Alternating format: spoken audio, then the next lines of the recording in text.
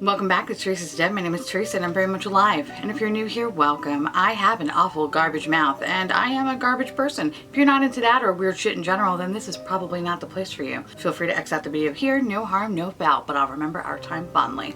If you want to just jump straight to the products, the reviews, the swatches, and all that good stuff, I'll leave a time code down below. Jump ahead. Happy Halloween, my little pumpkins. This is my Christmas, as you guys know. It's Halloween every day here. I'm filming this on Saturday, and I'm leaving tomorrow to go to Florida, so I'm actually going to put this up for Halloween as my little Halloween special. I also have another Halloween palette, the LA Splash Colors palette, that I have not even used yet, because that's how much of a fucking hoarder I am. That palette is going to have a video when I come back, so we're gonna have a Halloween part 2 in November sometime, because fuck it.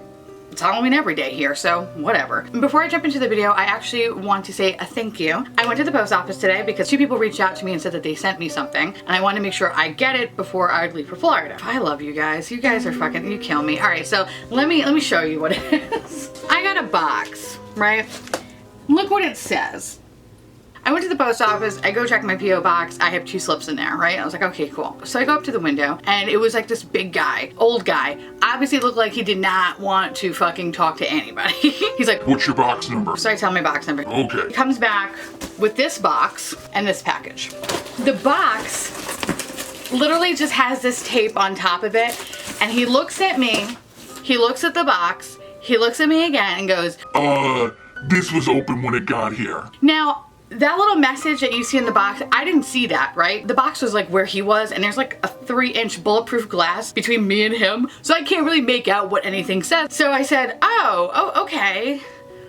That's weird. He goes, yeah, box is open. Here you go, sign. And I'm like, okay, cool. So I take the boxes, I leave. As I'm walking out of the post office, I look at the box, and when it fucking said, funeral items enclosed, I cackled outside the fucking post office. I look like a crazy person. I go into the car and Alex is like, what the fuck are you laughing at? And I'm like, look at the side of the box. He's like, oh, that's so fucking good. I'm like, I know. So Beth was the lovely person to send me funeral contents. Oh, god damn it, Beth. You're fucking too much. All right, so in this awesome box, the first thing I pulled out was a wonderful Halloween card. It's adorable. And then it made me think, like, why don't we send Halloween cards more out to people?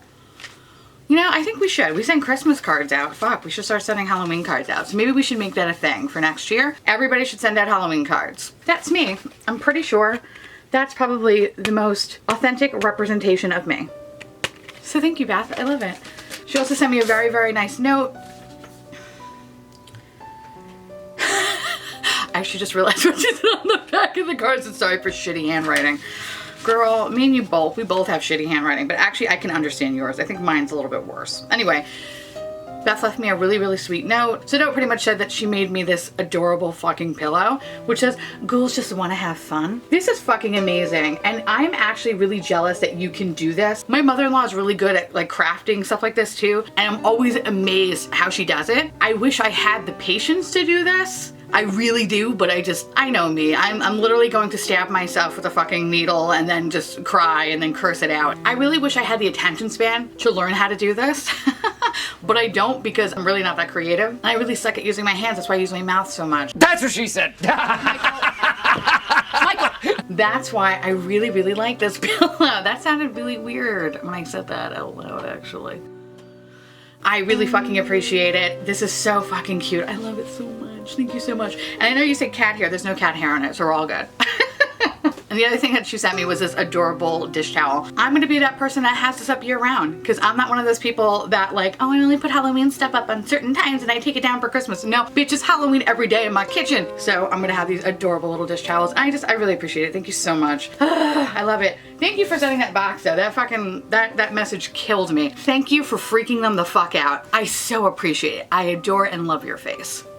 The next thing I got was this adorable package from Japan. I can't throw this away. The fucking stamps on this thing is amazing, and it makes me so sad that we in the United States don't have anything like this. Fucking makes me so mad. So the person that sent me this package, her name is Ren. She goes by the name Strawberry Lolly here on YouTube. I will make sure to link her channel down below so you can feel free to go check her out. She's awesome. She's super sweet. I love her content. She's adorable. Like, I literally just want to shrink her and put you in my pocket. Like, you're like the cutest fucking thing I've ever seen in my life. So I'm gonna leave her channel link down below. Feel free to go check her out and tell her hi. So the first thing I opened when I got this package was this adorable fucking stationery, which by the way, I love him. I love him so much. And I don't know if you know that, Ren, but oh bitch, I love him. I love him so much. Rikukama. I know I'm probably fucking that up, but anytime I'm in Disney and I go to Epcot and they have like the Japan pavilion, there's always at least like 100 of these little stuffed bears, and I go and I hug them all because I'm a child deep down on the inside. There's a really cute note on this adorable stationery that just proves that if I ever go to Japan, I'm never gonna fucking leave. If this is what your paper looks like, girl, shit, sign me the fuck up. I'm living there ASAP. Honestly though, I'm probably going to move there, so I hope you have space in your apartment, Ren, because I'm not leaving. All right, that was creepy.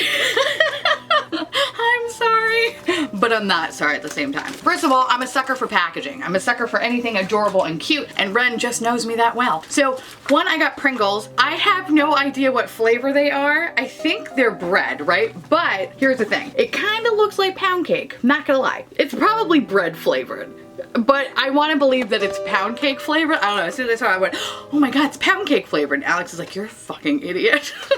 The other thing that she sent me were, and I can't open these, I'm so sorry, but the packaging fucking kills me, are these adorable Kit Kats. Which, again, why can't we have this in America? I really hate that I live in America sometimes. God damn, why is Japan so much better than us? God damn it. And Ren also sent me a couple of pieces of makeup. A highlighter, which I'm actually gonna make a dedicated video about the few pieces of makeup that I did receive from you guys, because I know Diana sent me some foundation to try from Rude Cosmetics that I haven't tried yet. She also sent me this, which I've been fucking eyeing for so long, and I never purchased this because I felt like I couldn't find it anywhere. And so if you don't know what it is, it's the Shu Yamura, which I'm not even sure if I'm saying that correctly, but Shu Yamura is a Japanese brand. I believe it's a Japanese brand, so Ren, please correct me if I'm wrong. And they made a whole line of cosmetics with Super Mario Brothers. And as you guys know, I have the one-up tattoo. So I have a very deep appreciation for Super Mario Brothers and gaming and all that kind of good stuff. This is adorable little compact. It's the Fire Flower, and I believe the color is Dreamy Mauve. I actually swatched it and it's so pretty. It's adorable cream blush. Like I said, I'm going to make a dedicated video to the makeup that you guys sent. So I'll do like a full face of like subscriber makeup. I think that would actually be a really cool idea. It just did swatch really cool, so I'm really excited to try it. I showed my mom it. She tried to steal it from me. I had to take the bitch down, but lo and behold, now I have it. So again, thank you, Ren and Beth. I adore your little faces. The reason why I chose this story with this palette is because it has to do with my grandparents. My grandparents, as I mentioned before, and if you're new here, my grandparents passed away in 2006 and 2008. 2006 when my grandmother went, and 2008 my grandfather went. And I saw this palette, it just immediately was the first thing I thought about was this weird experience that I had when my grandfather passed away. In July of 2008, my grandfather, he was about to turn 83. Lived a very long, good life. We lost our grandmother 2 years before, but we made sure that we kept him comfortable and happy, and my grandfather was a good man. God damn it. Like I mentioned, my grandmother passed away in 2006. So from 2006 to 2008, our primary care in this house and my immediate family, we made sure that my grandfather was okay. So the day that actually he passed away, I wasn't home, right? So I actually started living down in the apartment that I currently reside in, because this actually was my grandparents' apartment. And I was here just, you know, kind of keeping tabs on my grandfather, just making sure that, you know, whatever, just keeping him company. That particular day, I was actually staying over Alex's house. This is when we first started dating, actually, in 2008. I got a call from my mom that said, you need to come home. I said, what happened? She goes, oh, Grandpa fell. And we took him to the hospital. So my heart stopped. I said, okay. I told Alex, I'm like, we need to go. I need to go home. I need to make sure my grandfather was okay. So the hospital where I live is whatever, it's Jamaica Hospital. It's not really the best hospital in Queens. It's kind of known for being not a great place, but whatever. That was the closest hospital, and that's where he was residing. But so when I got home, obviously everybody was at the hospital, but my mom told me, like, just because of kind of like the visitation thing, I think my mom, my brother, and my cousin was there at the time. That's what I hate about hospitals. It's like you can only have like 2 people come visit at once, or some stupid rule like that. So I was at home. So she said, you know what, just stay home for a little bit and then come in like an hour. So I was like, okay, fine. Me and Alex are sitting in my bedroom, right? It's pitch black. I'm like, we're both like laying down in bed because because I'm just distraught because I don't know what's going on, and I just want to make sure that my grandfather was okay. And I swear what I'm about to tell you is really true, and Alex can totally like back me up on this. This was like the weirdest thing that I think I've ever experienced. Even talking about it like makes me tear up, but it's like really weird. Anyway, so it's pitch black in this room, right? I have blackout, big thick blackout curtains, and I have blinds behind them. So I have blinds on the window, and then I have big black thick curtains. No light gets into this room because I am a vampire. I don't like light. I don't tan, bitch. Like, I really like staying in darkness. So I remember we're just like literally like just like laying down, and I'm staring at the ceiling, and it was black. The whole room was pitch black. And I'm just waiting to get a call from my mom to let us know that we can go to the hospital. When out of nowhere, as I'm staring up, now on my ceiling, there's a small light fixture. It's like an old school glass lighting fixture. I saw a ball of light just kind of swirl around my ceiling and kind of just like going around this light and kind of like going behind the light, going on top of the light. And this thing, it wasn't a reflection of a sort. Like you can actually physically see that it was like a 3D object. This thing was solid. So I remember grabbing Alex's hand. I said, "Do you see that?" And he goes, "Yeah." He goes, "What is that?" I said, "I don't know." And I kind of like look over by the window. There's no light peeking through. There's nothing. It's fucking dead quiet. And we just see this light kind of go circling around the ceiling, and then it shot up and disappeared into the ceiling. And then my phone rang, and it was my mom. My mom said, "You need to come now. Like, you just need to come right now." So I was like, okay. So we grabbed our shit. We went to the hospital. Alex stayed in the waiting room because, again, it was like the 2-person system. So I remember, I think my cousin came downstairs and was waiting with him when I went upstairs. And sorry, I'm like emotional. I still, even though it's been like 10 years, it still fucking breaks my heart. My grandfather's like barely hanging in there. Like you could tell that he's awake, but he can't really talk. He has tubes and all that stuff. And my mom is like, doctor's saying his leukemia, his body's shutting down. Like, this is it. I remember going back downstairs and getting Alex because I really wanted him to, like, you know, just see him one last time because my grandfather really meant a lot to me. We went back upstairs, and I remember my grandfather was really cute. When he would see Alex, he'd always do this. Like he was gonna fight him. I was like, that was just his thing. He would see Alex and he would just go, "Put him up." I just remember my grandfather, as he was laying down, he like got his arms up and he just started doing this. And I just lost it. I remember fucking crying hysterically and laughing because I was just like, "God, I love you, Grandpa. You're too cool." With him being sick, he's still trying to be funny. So unfortunately that evening, my grandfather did pass away. As we were coming home, I completely forgot about the ball of light. Like, it completely just erased from my mind. And I remember looking at Alex, I remember looking at the street light, and it made me think of the ball of light. I kind of like gasped, and like I held his hand and I said, "Oh my God, like, you know, did you see what I saw this afternoon?" And he goes, "Yeah." He goes, "It was a ball of light." I don't understand what that was. He goes, "I don't know." He goes, "There was no light in the room. I don't know what that was." And I like to think that that was my grandmother telling me, "Get your ass up.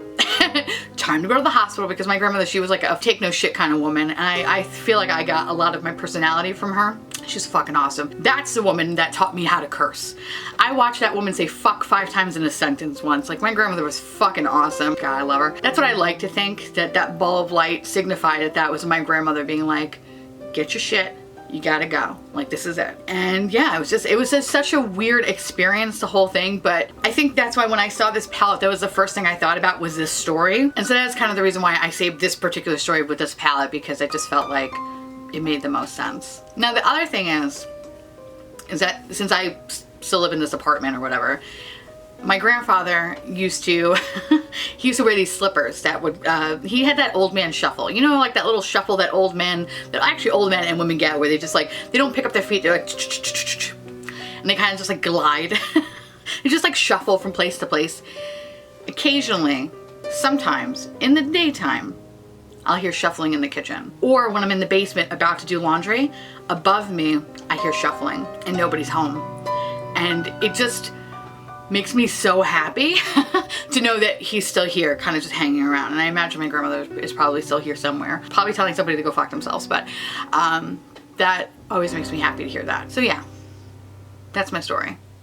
So in today's video, we're going to be talking about 2 different set of products. One, this beautiful, adorable eyeshadow palette, and a bunch of Halloween highlighters that I wanted to do a video about, and then, I don't know, I just kind of forgot about them until today, and I was like, oh shit, I might as well do it for the Halloween video, because that's how awesome I am. I'm really good at this YouTube thing.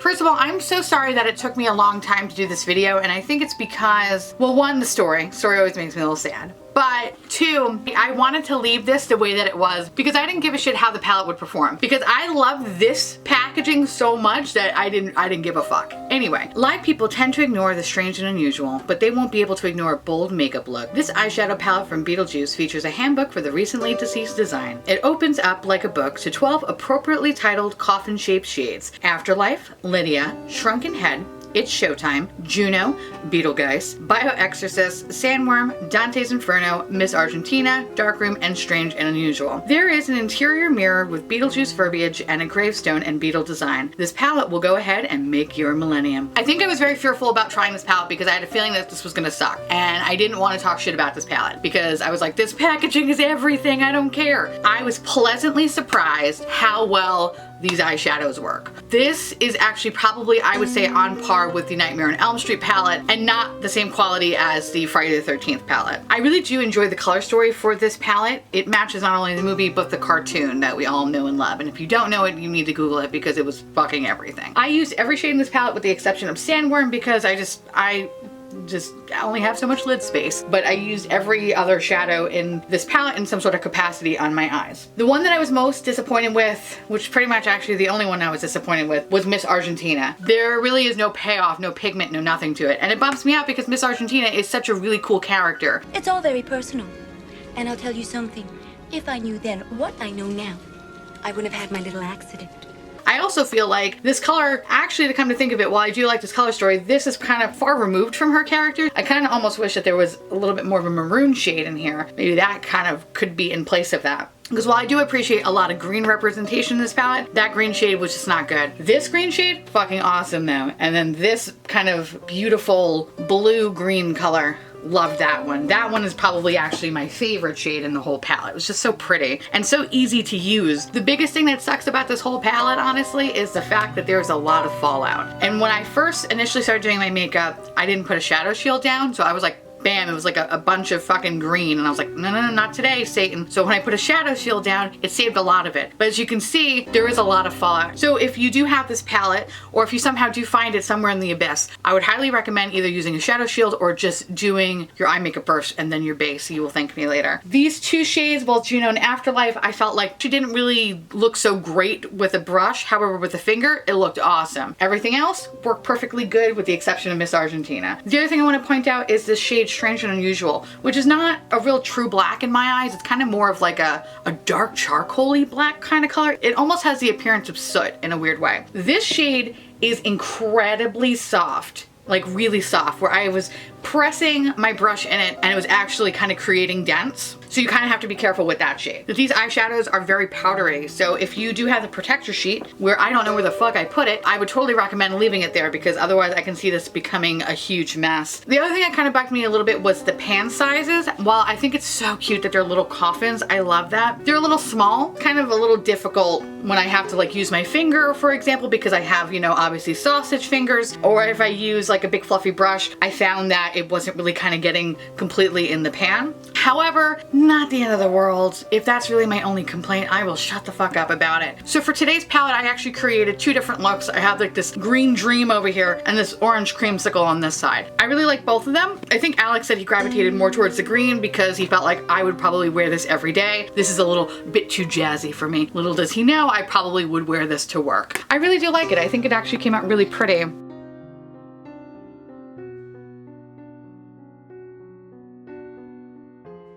The only thing I will say about Bioexorcist shade is while this is my favorite shade in the palette, you kind of have to pack it on. You can't blend out too much because then it kind of starts to disappear in certain areas, but you can kind of notice here when I zoom you back in, you know, like I lost some pigmentation right there. I mean, it's not the end of the world. Like, honestly, I'm not too upset about it. This was $16. I really just purchased this purely for the packaging alone. The fact that these eyeshadows work is a fucking bonus in my eyes.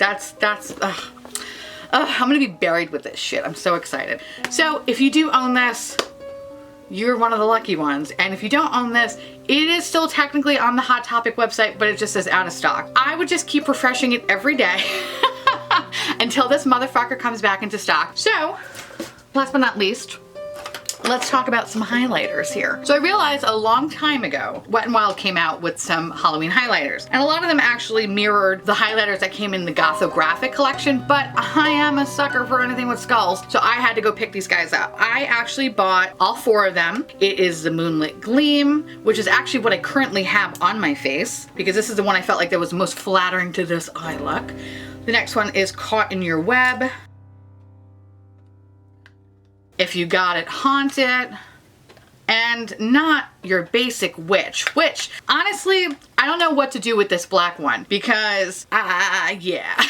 Like, I don't think it's gonna look good as a highlighter on me, but I think as an eyeshadow, it's gonna look awesome. These guys retailed for $4.99 a piece. I picked them up purely just for packaging purposes only, but I do love Wet n Wild highlighters. I think they're some of the prettiest highlighters, and at their price point of $5 a piece, you can't go wrong. These did not disappoint me in the slightest. I really like the one that I have on this side of my face, which is the Moonlit Gleam, and I think this kind of goldy green color really looks good on pale skin tones, and I think just kind of completes this look. I also did put it in the inner corner.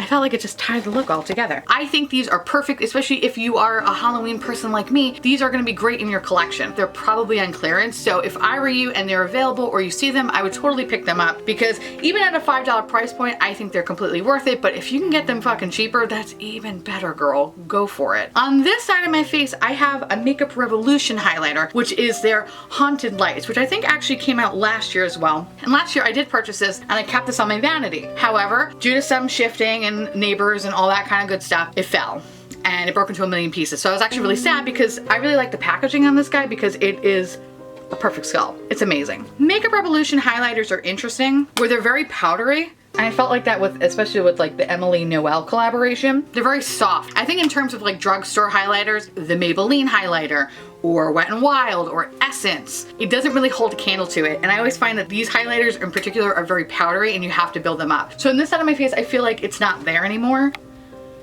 It's like a light wash color, nothing crazy. However, it is in the inner corner, which I really like it that way. If I use this highlighter again, it's definitely gonna have to be used with some setting spray because that's the only way that it actually pops. And it looks a little similar to the Caught in Your Web Wet n Wild version, except I would say that the Wet n Wild version has more of like a blue-purple undertone, while the Makeup Revolution has more of a pink undertone to it. That one retails for a whopping $3, you know, so it's $2 less than the Wet n Wild. However, I think I would prefer the Wet n Wild quality over the Makeup Revolution. But anyway, so yeah, so that's pretty much it. So if you do see any of these highlighters and you are a weird horror packaging person like me, I say go pick them up. You won't regret it. But if you had to choose between Wet n Wild and Makeup Revolution, go with Wet n Wild. So in any case, I hope you enjoyed my spooky little video. I am currently in Florida, trying not to kill myself at a work conference.